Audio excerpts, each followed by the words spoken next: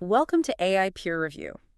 Today we're diving into something that's, well, been a bit of a sticking point in ML for a while now, making deep learning truly effective for tabular data. Yeah, it's funny, isn't it? For ages, if you had data in a table like a spreadsheet, the go-to was always GBDTs. Right, your XGBoost, your CatBoost, they just worked. They were kind of the champs for that kind of data structure. Exactly. They have these built-in assumptions, inductive biases that are just really well suited to the sort of messiness of tabular data. Things like different feature types, missing values. GBDTs handle that quite naturally. They're robust, they do feature selection, unlike deep models that often expect more structured input, like images or text sequences. But the thing is, deep learning, especially with all the progress in pre-training, offers stuff GBDTs just can't do. Like transfer learning, using knowledge from other data sets. Precisely. And crucially, handling unstructured data like raw text within the table, Yeah. that's becoming super common. Yeah, real-world tables aren't just numbers anymore. You get these high cardinality categories like tons of unique product IDs or free text fields. Think doctor's notes, customer feedback. The paper we're looking at uses a nice little example, actually. Patient data. Oh yeah, the one in table 1, age department. And a report field, which is just text. And the goal is to predict the decision, hospitalized or released. And understanding that report text is obviously key. But most models, even some deep ones, handle text in a pretty static way, right? That's the problem. They often just create a fixed embedding for the text, maybe using a standard language model. But that embedding is the same regardless of what you're trying to predict from that text. Exactly. It's target agnostic. The embedding for the report doesn't change if you're predicting the decision versus, say, predicting the treatment cost. It doesn't know what parts of the text matter for this specific task. And they also point out that column names age, report, which have semantic meaning, usually get ignored too. Right. Just treat it as metadata, Mm-hmm. which seems like a missed opportunity. So that brings us to this paper on TabSTAR. It stands for Tabular Foundation Model with Semantically Target-Aware Representations. Quite a mouthful. Huh, yeah. But the goal is clear. Build a foundation model for tables that can learn from pre-training, can handle text effectively, and, critically, is aware of the prediction target. And they're claiming state-of-the-art results, particularly for classification tasks that involve this kind of free text. It's a pretty bold claim. Definitely. So how do they actually do it? What's the secret sauce in the TabSTAR architecture? The paper highlights two main things. Okay, first up is how they handle the text encoding. They use a pre-trained text model, which isn't totally new. But the key difference is they unfreeze part of it during training. Exactly. So instead of the text embeddings being fixed, the model can actually tweak them, fine-tune them, to better suit the specific tabular prediction task it's working on. It adapts the language understanding. Okay, that makes sense. Adapting the text representation, well, that's the second innovation. This is what they call target-aware tokens. It's a really neat idea. Yeah. They basically weave information about the possible answers directly into the model's input. So you're telling the model what it's trying to predict right from the start. Kind of, yeah. For classification, imagine you're trying to predict hospitalized or released. The model doesn't just see the patient's features. It also gets input tokens representing target, hospitalized, and target, released. Ah, so it knows the possible outcomes it needs to distinguish between. Precisely. It helps focus the model's attention on feature patterns relevant to those specific outcomes. And a really cool consequence of this whole design, which you can see in Figure 1, is that the main model has no dataset-specific parameters. Wow, okay, that's crucial for a true foundation model, right? Needs to be flexible. Absolutely. It means you can apply the same core model to different tables with different features and different numbers of target classes without retraining huge parts of it. So how does this all fit together? They break TabSTAR down into 5 steps or modules. Right. Starts with verbalization. Verbalization. Yeah. Sounds like turning things into words. Pretty much. The goal is to convert every piece of input numbers, categories, text, column names, even the possible target values, into a textual representation that a language model can process. Okay, how does that work for, say, a numerical feature like age? You can't just feed the number 45 to a text model. No. So they do something clever. They provide two inputs for numbers. One is the actual numerical value, but standardized, like a z-score. Okay, the raw value context. And the other is a semantic verbalization. They use this quantile beating approach, as detailed in Appendix 8.1 and Table 5, to create a phrase like age 4050. Quantile 50–60%. I see. So it gets both the value and its context within the overall distribution, but in text form. Exactly. And for things that are already text-like, like categories or actual free text. Like department, cardiology? Yep, or the report text. Mhm. For those, they basically just concatenate the column name and the value. Simple verbalization templates, shown in Table 6. They also have a way to handle missing values and truncate long texts. And the target values get verbalized too. That's part of the target awareness. Absolutely key. For classification, all possible outcomes are turned into text tokens and fed in with every single data sample. So for our patient example, the input includes tokens for target, decision, hospitalized, and target, decision, released. Table 2 illustrates this. The model sees the options up front. Okay, so everything's text now. What's next? Encoding. Right. This is where the language model comes in. They use E5 small v2, which is a decent text encoder. It processes all those verbalized feature tokens and target tokens to get initial embeddings. And the standardized numerical value. That goes through a small MLP first to get it into the same embedding dimension. And this is where the unfreezing happens. This is it. They unfreeze the top half of the E5 encoder layers. So those layers get trained along with the rest of the model on the tabular data. So the text representations aren't static anymore. They learn to pick out what's important from the text for this specific table. Precisely. A big difference from just using off-the-shelf frozen embeddings. Okay, encoded, then fusion. Sounds straightforward. It is. For features that had both a numerical part and a semantic part like age, this module just fuses those two embeddings into a single representation for that feature. Simple concatenation and a linear layer, basically. Got it. So now we have one vector per feature plus vectors for the target tokens. Where do they go? Into the interaction module. This is really the core engine. It's a stack of transformer encoder layers, like you'd see in BERT or GPT. Okay, so attention mechanisms working across everything. Exactly. All the fused feature tokens and the target tokens are fed in. They all attend to each other. This is where the model figures out complex interactions between features, and crucially, how features relate to those potential target outcomes. And because it's a transformer, it doesn't care about the order of the columns, right? Right. It's order invariant with respect to the features, which is a desirable property for tabular models. Makes sense. And the final step, prediction. Yeah.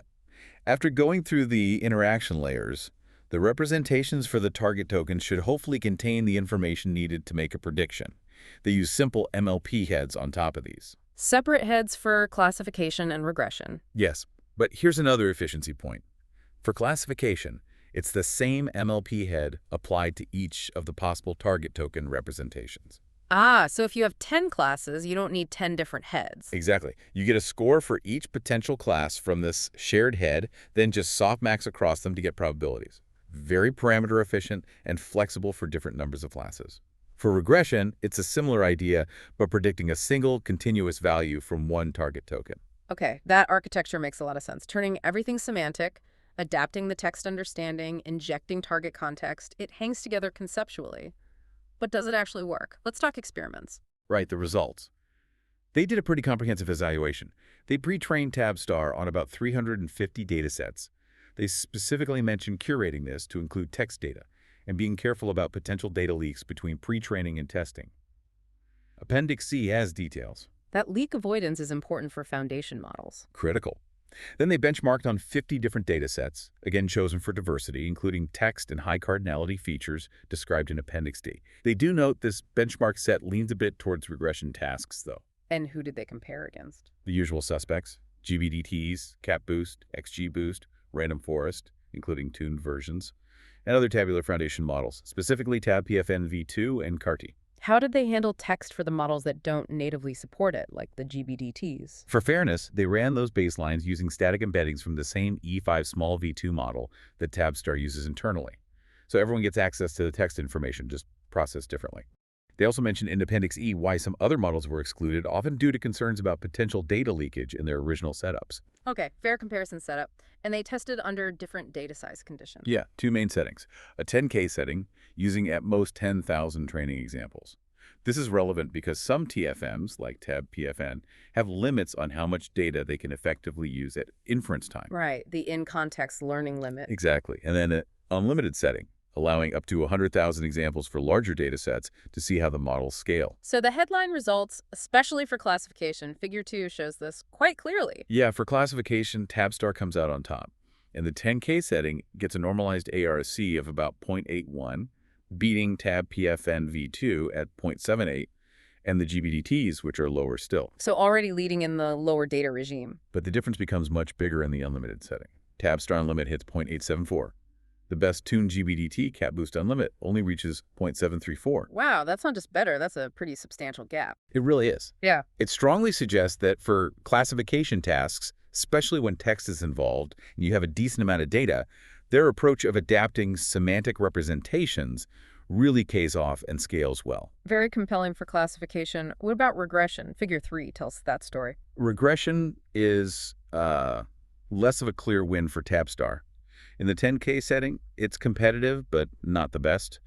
GBDTs still seem to hold an edge. And with more data, unlimited setting. TabSTAR does scale better than the other transformer-based models, but the tuned GBDTs are still significantly ahead in regression performance. Okay, so it seems the strength is really concentrated in classification, especially text-heavy classification, while GBDTs maintain their dominance in regression. That seems to be the takeaway from the main results, which leads nicely into their analysis section, where they try to unpack why it works well where it does, and maybe why it lags in regression. Right, section 6. They ask some specific questions about their design choices, using figure 4 and tables 3 and 4 to illustrate. First big question, Q1.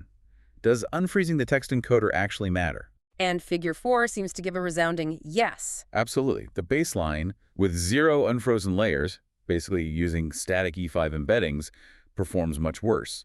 Unfreezing even just one layer gives a big jump in performance. And it keeps improving as they unfreeze more layers. Yeah, up to the 6 layers they tested in the paper. It clearly shows that allowing the text encoder to adapt its representation specifically for the tabular task is crucial for getting good performance, especially with text features.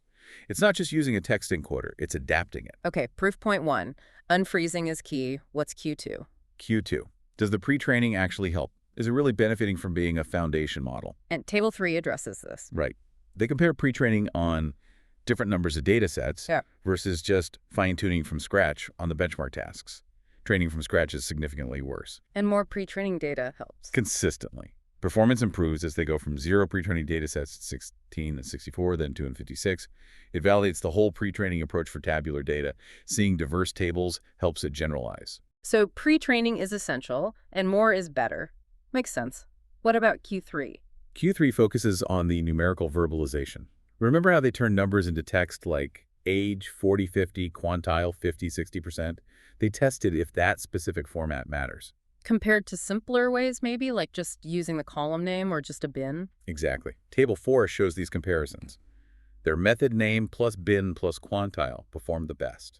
Interesting. So simply turning a number into any text isn't enough.